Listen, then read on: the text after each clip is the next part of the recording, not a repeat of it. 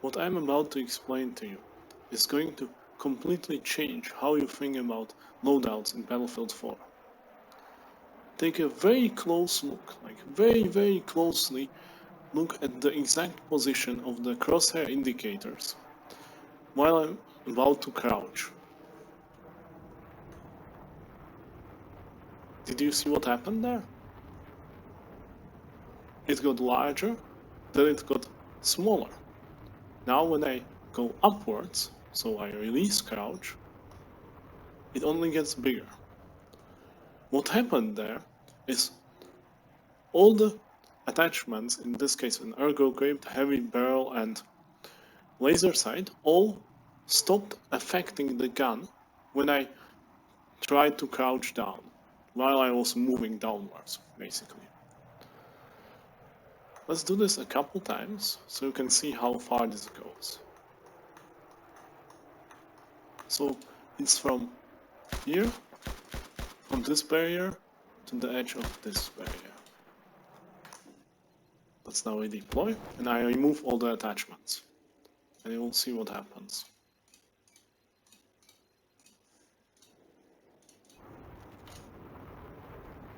I'll place myself exactly in this corner again.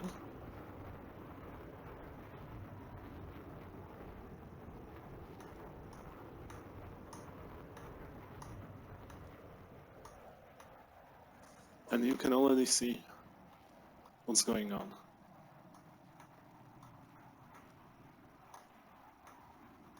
I basically got the stats, at least in this case the hipfire spread, the same as when I am crouching down without any attachments.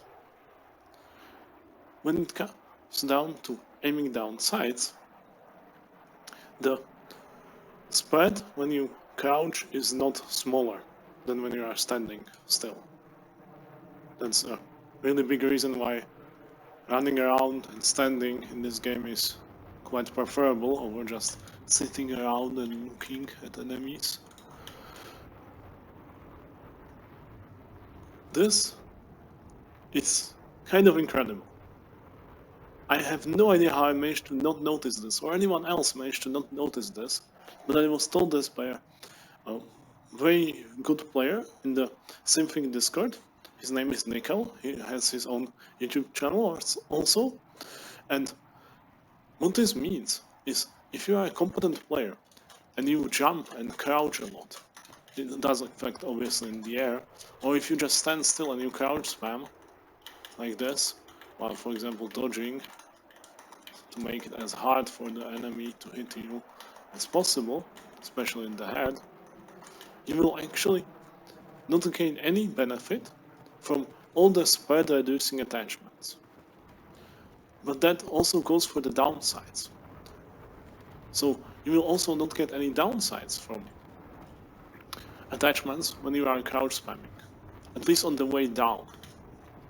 This is very important because this means the actual effect of a bunch of attachments is way less than you would expect from reading the Symphonic data. So let me go over some of the winners and losers of realizing this change when it comes to the attachments in this game. I almost exited the match. So this was obviously just a demonstration. This gun is not very good. I'll show you some decent loadouts. This can be used when bipoded because it's the fastest killing LMG. But usually I just run this as support. Doesn't get any benefits from this change because you just stand on a building and shoot down onto people in Conquest, because that's the only time you might want to run support ever in this game. But let's go over to the Assault, which is the most common class. So surprisingly, the AK-971 doesn't really get any benefit from this knowledge at all, because the already well-established fact is that the compensator is much better than the heavy barrel, which was previously the two options. You either picked the compensator or the heavy barrel on guns, because compensator as it states here, I'm not sure if these percentages are correct, but it reduces the movement of your gun to the sides. And the heavy barrel reduces the spread itself. But in the case of the AEK, this gun is very accurate, but it has a lot of side-to-side random recoil. This means it was already better to equip the compensator than the heavy barrel. Funnily enough, things become very interesting for those people who wanted to use the heavy barrel for very long bursts, because it turns out you always get the disadvantage of the higher recoil. Recoil doesn't change when you are crouching, thankfully, but you don't get the advantage of the lower spread.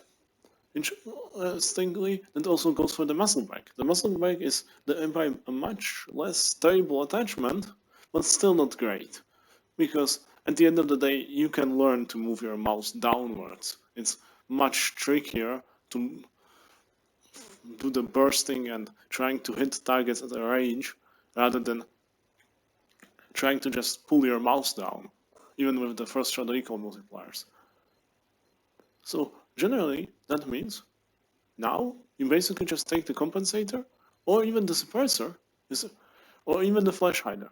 All three of these are great options because they give you very limited downsides, especially the suppressor, because the reason when you don't want to crouch always is because at range you make it really hard to hit the enemy for yourself when you are crouch spamming a lot.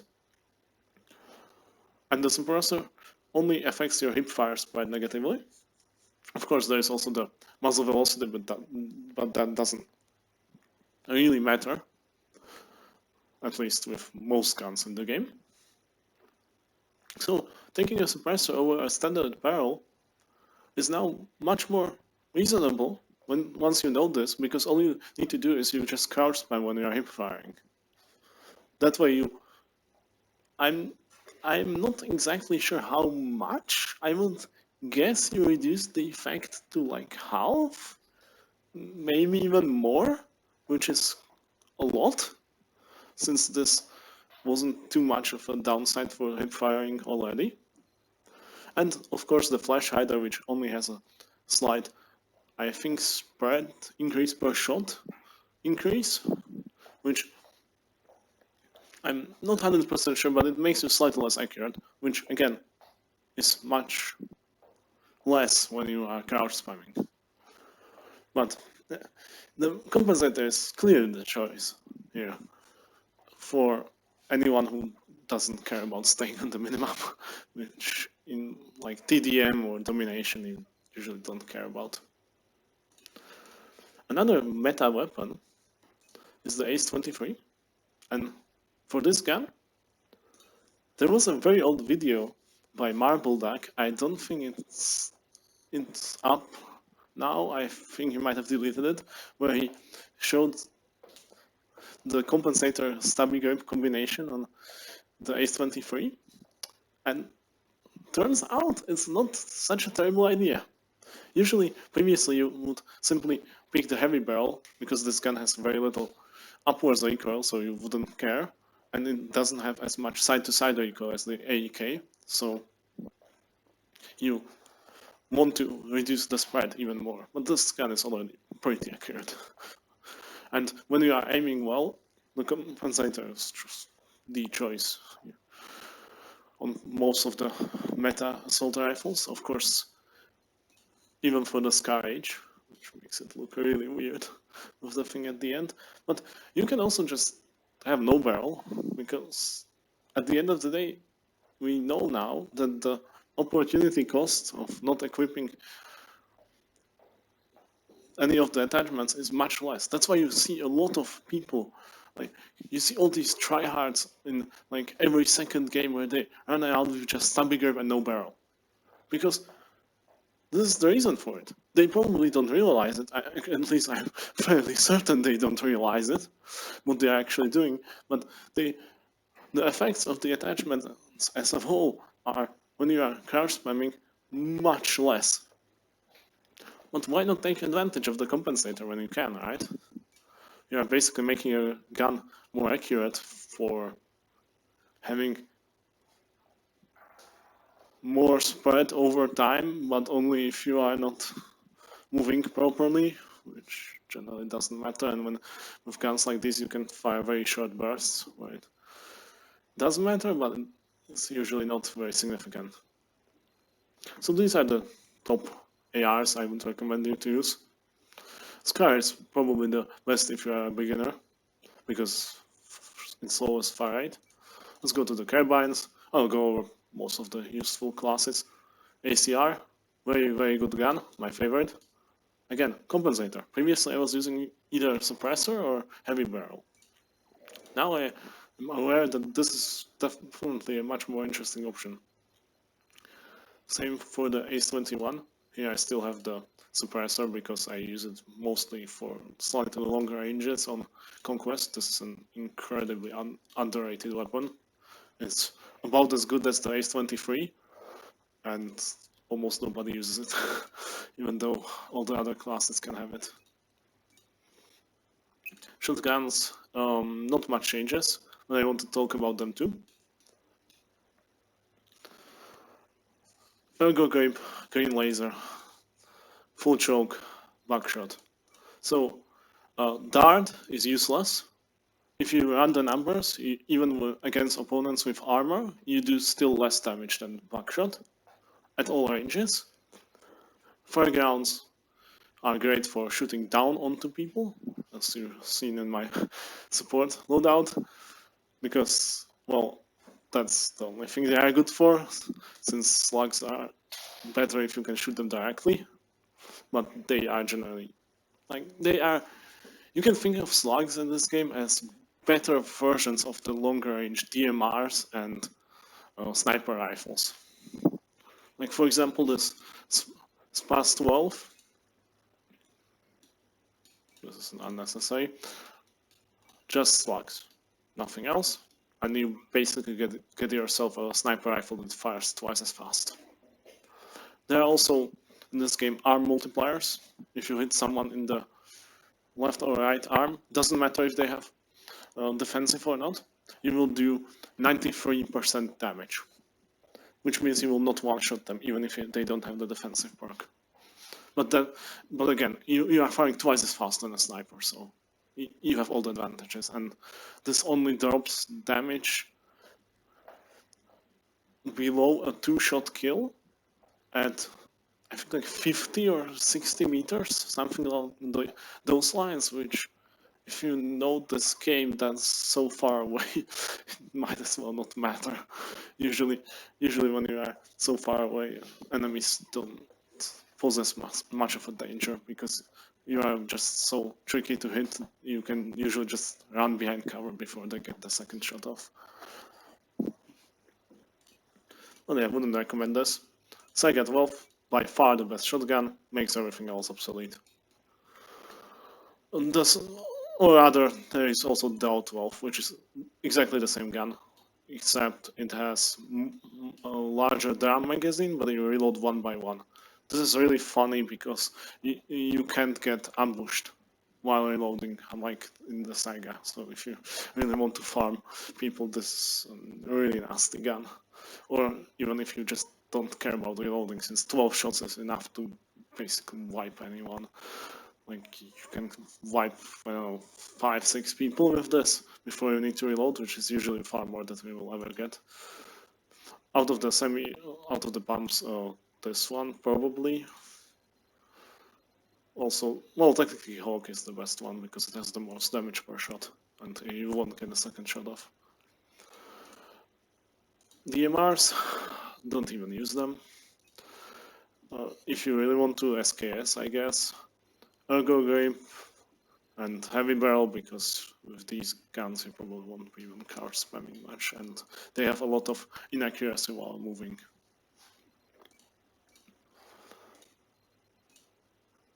So yeah, with Engineer, very simple choice, ASVAL. This thing is by far the best SMG. It fires 900 rounds per minute, which is only slightly less than, for example, the CZ3A1. but it kills in one less shot. So this thing kills in 4 shots, which means it can also 2-shot headshot people and much further away.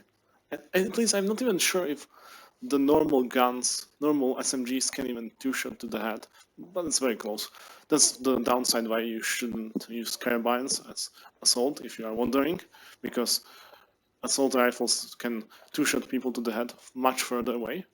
That's also the downside of Scar Age, is it shoots much slower than the other assault rifles, and you need just as many shots to the face of the enemy. But this thing doesn't have that issue. It fires just as fast as, for example, the MP7 or the MPX, yet it kills in one less shot. It is also not much less accurate. It's actually far more accurate for some reason. People told me that there is probably some issue with this where the developers accidentally gave it heavy barrel and suppressor at the same time. But since it's not equipped, it doesn't turn off when you are crowd spamming. You already see me using the stubby grips on guns. They slightly reduce the sprite increase per shot and the maximum sprite. Maximum sprite is basically irrelevant, but that means once you fire a couple of rounds, or once you fire a round, you get less inaccurate than you would normally get on the next round, which is cute, but generally all of these are fairly useful. The angled and folding ones are funny enough, the only ones that do anything when you are crowd spamming. Ergo grips reduces movement inaccuracy, which is why I showed it on the DMRs, and for example on light machine guns.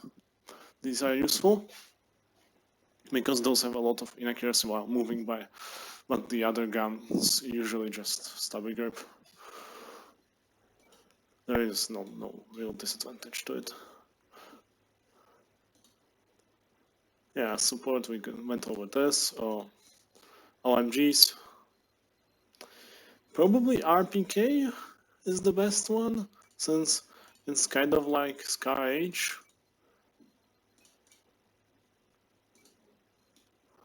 But worse. It fires slower. I think it can 2-shot headshot people further away, which is pretty impressive, but it's much less accurate while moving, and you always want to move while you are shooting, unless you are not getting shot back, which can sometimes be. Then AVS and MG4 are decent, but not that great. AVS is probably the better of the two, since 100 rounds is more than enough. And M240B is if you want to buy pod camp somewhere, because it kills the fastest. Yeah, so that's about the LMGs. That's not even ever bother with them. With the sniper rifles, just use the CS5 if you have to use one of them, like this. Or you can even remove this and have a flash hider. Flash hiders are great on these guns because their only effect doesn't work on snipers, so yeah, there is no downside. But suppressor on this thing also doesn't reduce the muzzle velocity by much, and it's the fastest firing sniper rifle. There's just nothing else to care about. I think that's all when it comes to all the weapons. At least the primary ones. There are also secondary ones. G18, green laser, heavy barrel. And it shows me the AEK classic game. Very good G18 I have right here. Basically, this makes you the most accurate when you are hip firing, and the ranges you are going to engage at, the recoil doesn't matter at all. You can try compensator if you really want to, but like I said, you're probably not going to fire at people at a range where you would care. Then second option is Magnum, obviously. A bunch of people use it, they don't know why. They use it like a normal pistol. The reason why you should use this is when you see, for example, an operation locker, someone only picks their head, you can pick them, fire in their face and kill them instantly. This is not a great secondary weapon because it fires really slowly. It fires actually much slower than, for example, the Deagle. We still got the AK here. Deagle is probably the best of the heavy hitting pistols. Funny enough, you don't want to aim with this. Even also with the Magnum, you just don't aim with pistols. Unless you are, again, going for the headshot. Just hip fire. That's why the green laser and heavy barrel. This thing, you can try, but it's pretty unreliable. Funny enough, there are some servers where they only allow the semi-auto pistols. I would say probably the Compact 45 is the best one, if you want to just troll people, but also the Deagle is very good. So yeah, I'll just use the Magnum, whatever. On the Engineer class, I have only 20 rounds in this thing, so I am using the Glock more often. Same here, and so here might as well. First aid kit, because it heals you fastest. Defibrillator, because you literally lets you bring people back from death. I just use the normal fire grenades. If you want to be a tryhard, use the impact ones. Smoke is also cute, but generally the sort of maps where you need smoke you shouldn't play. I probably insulted a lot of locker players. And offensive perk, very important. Running 10% faster is way better than taking 7% or whatever it is less damage, because even if you take 7% less damage, you still die in just as many shots. And this obviously doesn't apply to the head, which more competent people will just hit you in the face. Camouflage, this one if you are facing vehicles, this one if you are facing people on the ground, because the darker you are, the harder you are to see. As engineer, I usually face vehicles, so I use this one. Mechanic, to repair faster. Smoke, repair tool, small, or throw. On some maps, javelin can be useful. If you don't want to repair, use either the AA mine, which you just place down and instantly hits a helicopter and then you small it, or probably the M2 slam mines, and I don't know, put them on a jeep and run into people. That's a pretty funny tactics. These ones are pretty much useless. They might as well not exist. RPG is cute, and MT low is pretty good at long range, but generally you might as well use the javelin. If you have, like, for example, a water map and you're shooting ships, they usually can't hide from javelin, and it does way more DPS. Here, I just get as much ammo as I can. So this lets you put down 2 ammo bags, and they let you get twice as many explosives at once. That can be useful for camping on tops of buildings and having enough C4 to blow up anyone coming from the freaking elevators. Claymore is cute. I hate it. These things you can try against helicopters, but not very good. Again, if you want to be a tryhard, use impact. Recon, C4. You can again use claymores if you, or beacons. Beacons are very useful. Tags. This is probably one of the most powerful gadgets in the game, because you can place it at any height level. That means you can place it on top of a building and it shows everyone below you. And if you can get on some spots where it's hard to get to, or you have maps such as Flood Zone where there are multiple levels, you can abuse this a lot. Again, moving as fast as possible, usually only used against infantry. So yeah, that's pretty much all the updated weapons. I guess we can switch this to Magnum. So yeah, I hope I helped you finally realize how this game actually works. why some combinations work and why not.